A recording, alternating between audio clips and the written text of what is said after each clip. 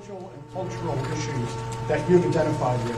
Do you think American voters want a leader How many of as these hard people right were as paid to come? I mean, like, honestly, it's like, seriously, some of this stuff is just totally manufactured. And when you talk to people, and I know like people in your industry will dress it up with a euphemism and they'll say it's health care to cut off the private parts of a 14 or 15-year-old. That is not health care, that is mutilation. And so when we're standing up against that,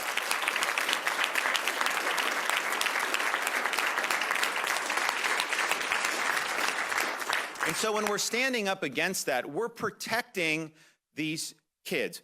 We had Chloe Cole, we've had other people who went through this when they were minors, now they're older, and it's like the biggest regret of their life. They feel like that they were manipulated. I understand there's some physicians that are very ideological about it, but the fact is, people go through a lot when they're teenagers.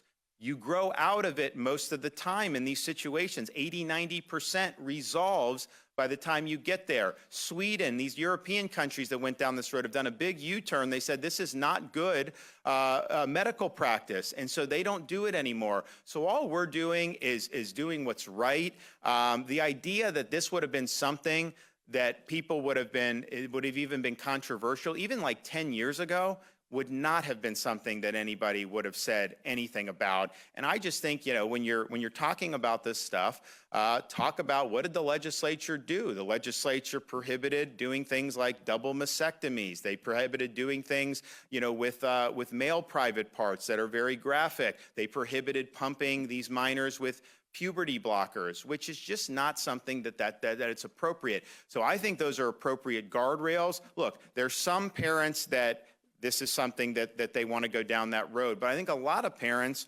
you know, they just want what's best for their kid. Their kid may be going through something. So then they'll go to a physician, and the physician is pushing this stuff on the family. And that's wrong. And so we're happy that we were able to do that. And I understand some of those same activists were upset about the death penalty for raping the minors under 12. Why are you upset about that? Is that really the hill that you want to die on? I think some of these people that, particularly the serial abusers of these kids, I think the only appropriate punishment is capital punishment in those situations. And so we were right to do that, and we'll continue to do what's right. So, all right, everybody, God bless. Thanks so much. We appreciate it.